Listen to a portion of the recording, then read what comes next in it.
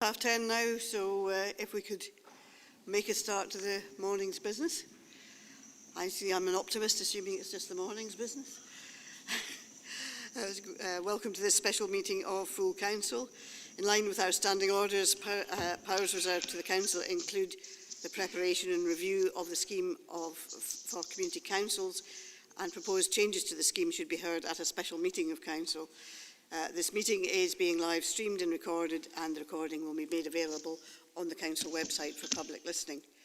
Could I remind members to follow the good practice guidance, which includes, if you are joining remotely, please mute your microphones and switch off your video when you are not addressing the meeting.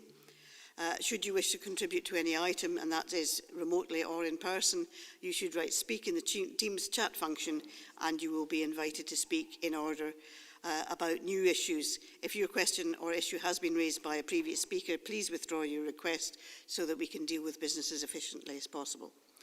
The usual standing orders apply, including that any votes will be undertaken by roll call. If any member has to leave the meeting for any reason, if they are joined remotely, can I remind them to either leave the Teams meeting for that period of time and then rejoin, or else write leave in the Teams chat function and then join. That's probably the easier way of doing it, and this will allow us to monitor member presence and whether or not the meeting is quorate. Nick, can you provide the sederant indicating who is participating remotely, and any apologies, please? Thanks, Leader. I'll do that momentarily. Claire's bringing it for me now. Just to remind members, in the hall, there is no fire alarm scheduled for today, so if you do hear if the alarm does sound, then the exits are to the rear of the hall and opposite those sitting near me. And the muster point is just across the way in the car park.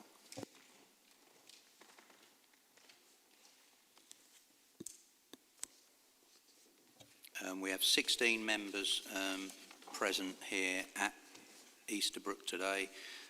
We have one apology from Councillor Wood. And how many on Teams, Claire?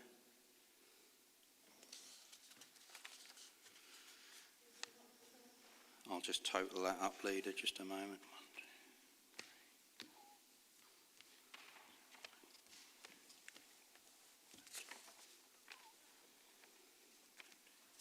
We have 17 members joining on Teams also. It's now 18. It is a bit of a movable feast, but it's 18 currently. Thanks, Nick, and I confirm my agreement to those participating remotely as being able to take part in the meeting. Do any members have a declaration of interest in the scheme for the establishment of the community councils? There will obviously be a second declaration of interest for the main meeting of council. Okay, there's nothing on Teams. Not a declaration of interest, but I know that Councillor Sloan was intending to be here, so he may be late. Okay. If we can move on to item 3, which is the scheme for establishment of community councils in Dumfries and Galloway. We agreed to review the scheme for the establishment of community councils at our meeting on the 25th of June 2020, and this report presents the outcome of that review. There were 3 main areas being addressed: to clarify the arrangements for casual vacancy elections and discretionary grants. There were some administrative corrections and clarifications, and there was a provision for the future development of virtual methods of attendance. We also discussed at our meeting the issue about scheduled meetings being cancelled because of COVID. And I understand that since the publication of the report, officers have looked into this further and obtained additional advice to ensure that the amended scheme meets any unforeseen circumstances as a result of the pandemic. Kirsty Peden is available on Teams, and also Robin Fletcher, our Legal Services Manager. Kirsty, do you wish to give us an update on this and highlight any other issues arising from the consultation? I understand that a further amendment is being proposed, and that this requires a further short period of consultation with a report on this specific amendment to come back to Council in September. Kirsty. Thank you, Leader, morning members. I'm pleased to advise that we had a good level of interest and engagement with community councillors, in particular during the consultation period, with 22 participating in the online engagement sessions and 12 written responses submitted. The online engagement sessions provided an opportunity for community councils to share their views and exchange opinions with others from across the whole region, which is a bit of a first, as pre-COVID we would typically have held this type of session in each of the local areas. So I'm also pleased to report that from the feedback received, there's widespread support for the amendments proposed, and although there is slightly different wording in some cases, as it doesn't change the meaning or purpose of the amendment, there's no requirement for further consultation with community councils on these specifics. From what I can gather, community councils are already making good use of the further development of virtual methods, using a range of approaches to engage their communities online, as well as in traditional ways, with many embracing the use of technology to carry out their role of gathering and representing the views of their community to public bodies. And this, of course, is in addition to some of the outstanding work that's been taken forward in relation to responding to the pandemic by leading resilience activity in their communities. In relation to the simplification of wording to the casual vacancy election process, this has been welcomed, and we appreciate feedback that has simplified the language here further from a community council who has experience of the process, and you'll see from Appendix 2 that we're taking this suggested wording on board. I believe all welcome the proposals in relation to the discretionary grant conditions as being less prescriptive and providing greater flexibility.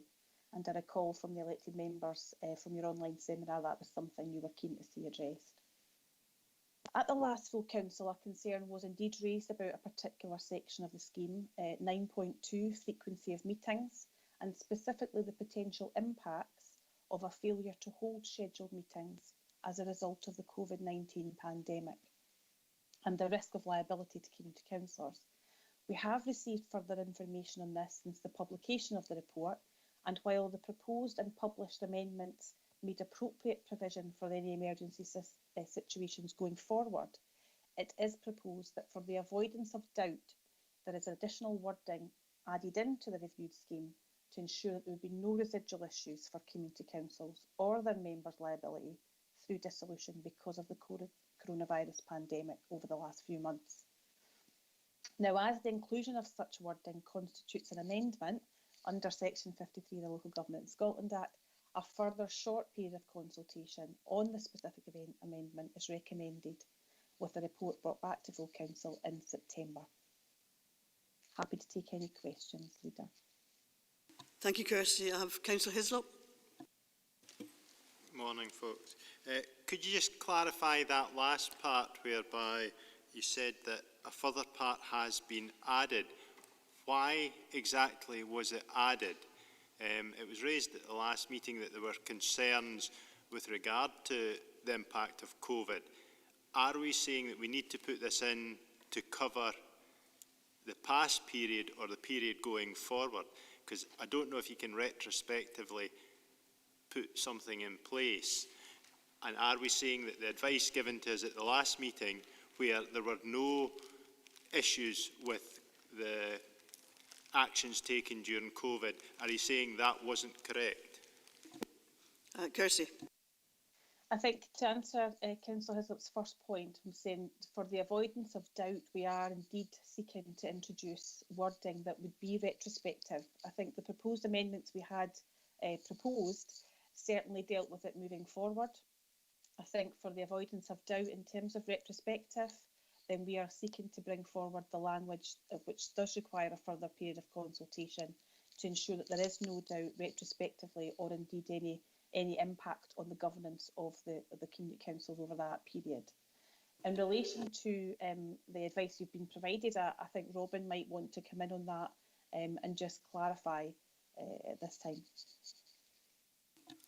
Robin?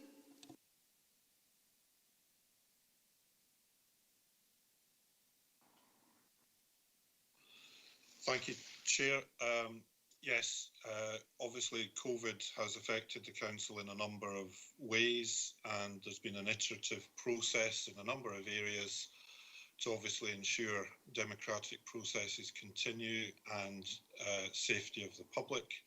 In this particular instance, we were acting to the best of our abilities on government guidance given and reviewing and refreshing that from time to time. We realised, given the concerns raised, that we wished to look at this further and make absolutely sure that all angles were covered.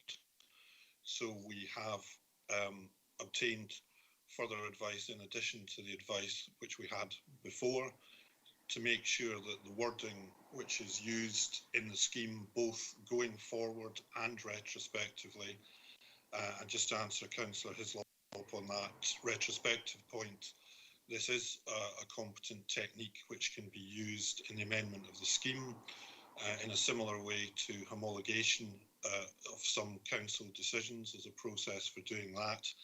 As it's a council scheme, we can do that. It doesn't impact on other legislation and doesn't depend on legislation having a permission in that for that retrospective aspect. So using this technique, we can cover all the eventualities that we need to. We have gone wider than purely the COVID pandemic, because we have to recognise that this was an unforeseen circumstance which very few people predicted, and that it could be other situations in the future that we wish to cover and not have affecting meetings going forward. So that's the reason for obtaining extra advice on that and adding to that. Happy to add to that if any further clarification is required. Councillor Hislop, you wanted back in. So under, I think it's usually the Local Government Scotland Act 1973, Malcolm might laugh at that. We do have those powers. That's all I need to have to make sure that we don't have someone coming in 2 months down the line saying X, Y, Community Council acted illegally because you put things in place but you weren't allowed to do that. Do we have that either through the Local Government Act or through the COVID Act that was enacted by the Scottish Government? Robin? Thank you, Chair. We have it through the changes to the scheme. We amend the scheme so that we have the capacities to approach meetings differently, both retrospectively and going forward. And the capacity to change the scheme is given to us by legislation. But we can change the scheme as long as we do that following the process, which is why we need the further short period of consultation, and then that meets the statutory requirements. So that's why we're asking members for this further short period of consultation and to agree to these further amendments. That then covers us completely. So we're not agreeing to that today, but there will be the opportunity for objections to be raised if, and I'm suspecting there are some individuals who may raise objections to it, but there will be a period of consultation. Councillor Drybrough. Yeah, thanks very much, Chair, and I want to thank the officers for all the work in this. I know it's been no easy feat to try to get the information back from community councils, especially the two officers, Karen Anderson and Hazel Kerr, who are supporting Kirsty and her team as well. I just want to ask one question, which is that this is covering all emergency events, or is it just the pandemic? Thanks, Kirsty. Yes, indeed, Councillor Drybrough, it would be all emergency. We will go as far as to include wording, indeed, to make sure it covers any emergency that might arise. And I think what, as Robin's outlined, we had made provision for it going forward. I think the gap that we had not addressed was retrospectively, and that the further short period of consultation will allow us to do that and create no, absolutely no doubt for community councillors, to give them reassurance. Thank you.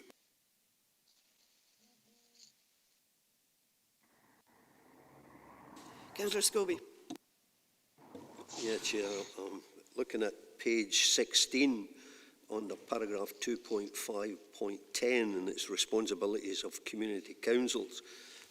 And this one touches very much on a very narrow band of agendas, and highlighted there is if the Community Council decide not to comply with the duty to post agendas, etc., and the minutes and so forth. I'm just wondering in terms of the broader issue, in terms of conduct of a community council, and I know Kirsty and I have had this discussion, and it seems to be the length and breadth, not just specific to any one community council.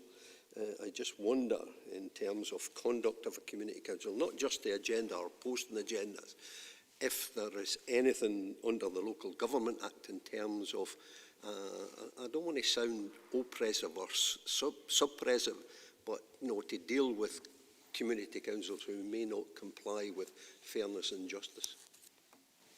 Kirsty. Just to respond to Councillor Scobie, there is no powers under the Local Government of Scotland Act in terms of dealing with that. We go further than most in Dumfries and Galloway by having a code of conduct and a complaints handling process as integral to the scheme. But we are looking nationally. It's not just a Dumfries and Galloway concern. We do have instances, unfortunately, at times where community councils have to address this type of issue. But nationally it's a growing concern, and one that the Scottish Government is looking at, and I think probably we're hoping to maybe further down the line of what they were as part of their Democracy Matters work, of which community councils and the whole approach to how we work with community councils is included. Councillor Johnson. Bless you, Leader. Thank you for letting me in. It was really on the response to the question from Councillor Dryborough, and it's maybe, I'm going to sound really pedantic, but what constitutes an emergency? I think using a word like that is open to interpretation. Kirsty. I think probably that is what we're, I appreciate that it comes with challenges, but equally it allows a flexibility to respond to something that we don't yet, we haven't anticipated or could understand what might come. So I suppose I would agree with the point that yes, it could be interpreted in different ways, but I think the inclusion of an emergency creates some sort of flexibility for community councils not to hold meetings if, in the case that we're dealing with, government advice precludes them from doing so. Malcolm. So in that case, who would deem it an emergency? Would it be the community council or would it be the council? It would be the community council to interpret the scheme as they see fit. Community councils genuinely seek advice from us on a regular, daily, weekly basis, and we would certainly be able to provide them with guidance in terms of what constituted emergency.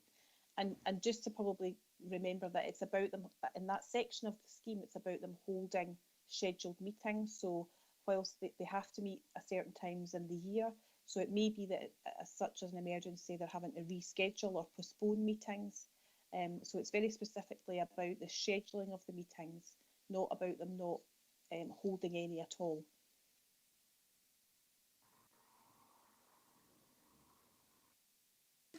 Okay, I don't see any other speakers, so we can tend to go to the recommendations.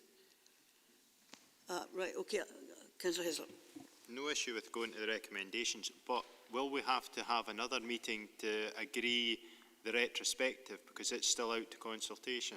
Yes, we'll have to do that in September. So we'll have to have another special meeting in September. I presume it'll have to be a special meeting. We'll have to have another special meeting in September in order to agree that, but presumably we'll do it the same way as we're doing it today and have that as before our regular meeting of full council. Okay, so we've paid to note one. We've considered the two. We can tend to agree to amend the scheme. Agreed.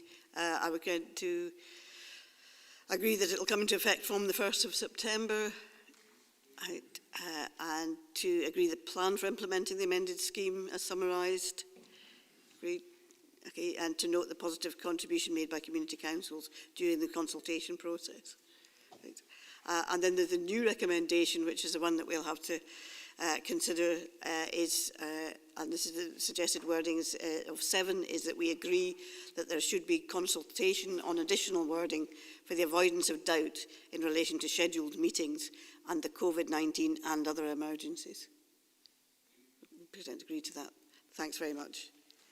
So there's no business deemed urgent for this particular special meeting. So this meeting is concluded and then there will be a recess till 11 when we start the normal meeting of full council. Thanks.